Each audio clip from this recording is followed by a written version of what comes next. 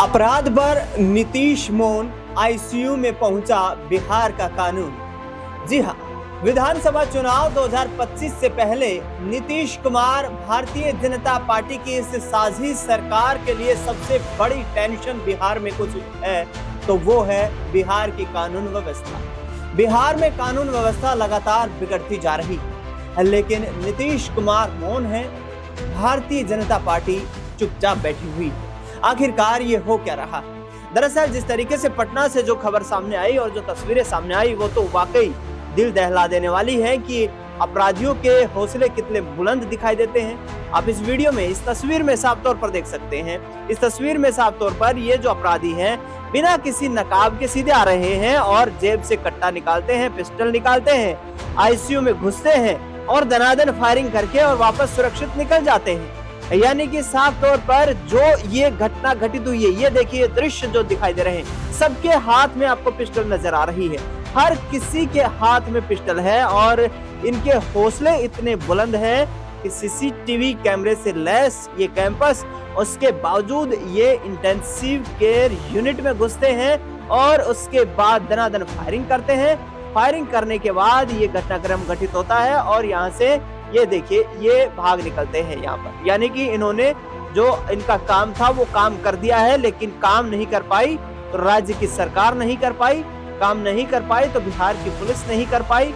और सबसे बड़ी चीज ये है कि आखिरकार इतना बड़ा अपराध होने के बावजूद भी मुख्यमंत्री नीतीश कुमार मौन क्यों है? ये देखिए तस्वीर, किस तरीके से कट्टा निकाला जा रहा है और इस कमरे में घुसकर दनादन गोलियां चलाई जा रही हैं। उसके बाद ये चारों पांचों अपराधी जो है निकलकर चले जाते हैं और कोई इन्हें रोक नहीं पाता है, ना ही इनके ऊपर किसी तरीके का कोई शक या डर का माहौल दिखाई देता है।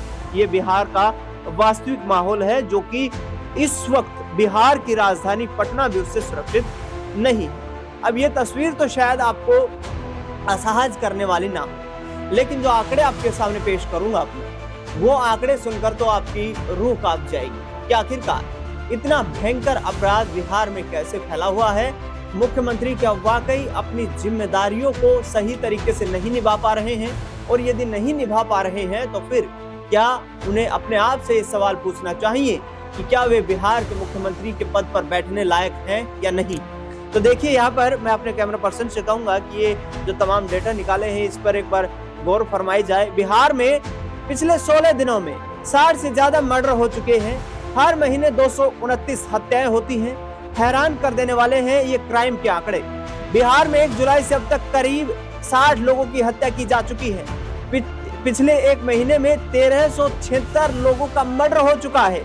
हर महीने औसतन 229 लोग मारे जाते हैं। यानी कि ये बड़ा सवाल राज्य की कानून व्यवस्था पर है।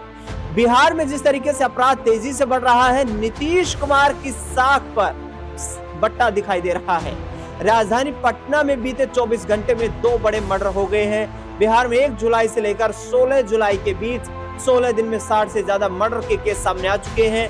जनवरी से अब तक राज्य में 1400 से ज्यादा मर्डर हो चुके हैं। सिर्फ 6 महीने में 1376 मर्डर हुए हैं। बिहार में हर दिन 229 लोगों की हत्या की जाती है। जुलाई की प्रमुख वारदातें जो है वो कुछ इस प्रकार से हैं। 17 जुलाई को गैंगस्टर चंदन मिश्रा का मर्डर पारस हॉस्पिटल में कर दिया गया था, जिसको लेकर लगातार बवाल मचा हुआ है। 13 जुलाई को वकील जितेंद्र मेहता का मर्डर कर दिया गया था। 12 जुलाई को व्यापारी विक्रम झा की हत्या कर दी थी। 11 जुलाई को बालू व्यापारी रमाकांत यादव की हत्या कर दी गई। 4 जुलाई को बड़े कारोबारी गोपाल खेमका का मर्डर कर दिया गया था। तो ये बड़ी वारदातें, 5 प्रमुख वारदातें जुलाई महीने की बिहार की दिखाई देती हैं।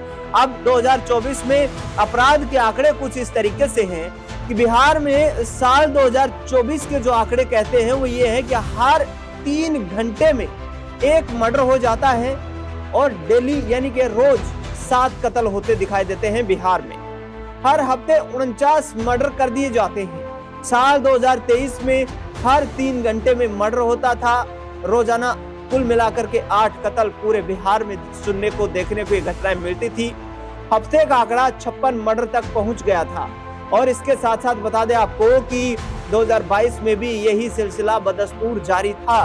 तो करीब 3 साल से देखा जाए तो वही क्राइम का एक जो पैमाना है, ये यूं कहें कि अपराधियों के जो हौसले हैं वो उसी तरीके से बुलंद हैं और क्राइम का आंकड़ा बिहार में पिछले 3 सालों से बदस्तूर जारी है। आगे बढ़ते हुए आपको बता दें हैं कि एनसीआरबी के डाटा क्या कहते हैं। नेशनल क्राइम रिकॉर्ड ब्यूरो के डाटा कहते हैं कि यहाँ पर बिहार में अपराध का आंकड़ा जरूर कुछ प्रतिशत 0.14% कम हुआ है। बिहार हत्याओं के मामले में देश में दूसरे नंबर पर है। चोरी के मामले में बिहार देश में चौथे नंबर पर है। ये चुनावी साल है, लिहाजा लॉ ऑर्डर पर बवाल ज्यादा है। दलीलें सुशासन बाबू की सरकार दे रही है। एक नंबर यहाँ पर जो सबसे बड़ा डेटा आया है सामने वो है देश में एक साल में पिछले एक वर्ष में करीब 57,256 मर्डर केस हुए हैं, जिसमें से बिहार में ही 8,667 मर्डर केस देखने को मिले हैं। रेप की बात करें तो रेप के कुल मामले 31,516 दर्ज किए गए हैं पिछले एक साल में संपूर्ण देश में, जबकि बिहार में कुल 881 मामले रेप के दर्ज हुए हैं। तो यहाँ पर दिखाई देता है कि सुशासन बाबू की जो सरकार है वो किस तरीके से लगातार फ्लॉप होती जा रही है। बिहार में पुलिस पर भी शूटर हावी हो रहे हैं।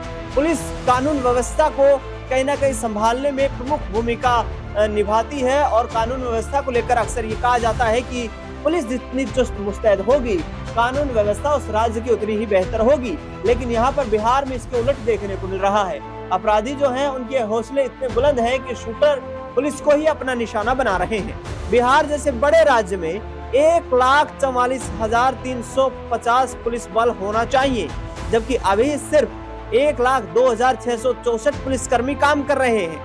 1 लाख की आबादी पर करीब 115 पुलिसकर्मी होने चाहिए ताकि बिहार में ये क्राइम जो है इसको रोका जा सके। लेकिन बिहार में ये आंकड़ा वर्तमान में सिर्फ 81 पुलिसकर्मी मौजूद हैं, जिससे कि क्राइम रेट बढ़ता जा रहा है। 100 वर्ग किलोमीटर एरिया में 153 पुलिसकर्मी होने चाहिए, जो कि संख्या बिहार में इस वक्त वर्तमान परिस्थिति देखे तो 109 ही बताती है। यानी कि कुल मिलाकर बिहार में जिस तरीके से अपराध जो बढ़ रहा है, और अब कल्पना कीजिए कि जो सरकारी दरबारी मीडिया है वो भी इस तरीके से इस मर्डर को सिर्फ एक हेडलाइन चलाता है और उसके बाद कहीं ना कहीं शांत हो जाता है मामला। बिहार के एडीजी जो सीधा बयान देते हैं कि इस वक्त बिहार में बरसात का मौसम है, किसानों के पास कोई काम नहीं है, और किसानों के पास कोई काम नहीं है तो वो अपराध को बढ़ावा दे रहे हैं। जबकि एडीजी साहब ये नहीं समझ पा रहे हैं कि उनकी जो लॉ ऑर्डर की पोजीशन है, उनका जो पूरा तंत्र है वो बिल्कुल फेल हो चुका है, और जिसको लेकर बिहार में आम व्यक्ति के दिल में हर वक्त भय का माहौल रहता है कि न जाने कब किस गली चौराहे किस कोने पर उसकी हत्या कर दी जाएगी, इसे कोई नहीं जानता है। मुख्यमंत्री साहब सिर्फ चैन की नींद सोते रहेंगे, उन्हें कोई लेना देना नहीं है। देखने दिलचस्प होगा विधानसभा चुनाव 2025 में बिहार में ये क्राइम का मुद्दा कितना बड़ा राजनीतिक मुद्दा बन पाता है, और आखिरकार क्या नीतीश कुमार की सरकार इस क्राइम के मुद्दे पर उखाड़ दी जाती है। फिलहाल इस खास रिपोर्ट में इतना ही। देश दुनिया से जुड़ी तमाम बड़ी खबरों के लिए देखते रहिए नेक्स्ट 9 आवाज।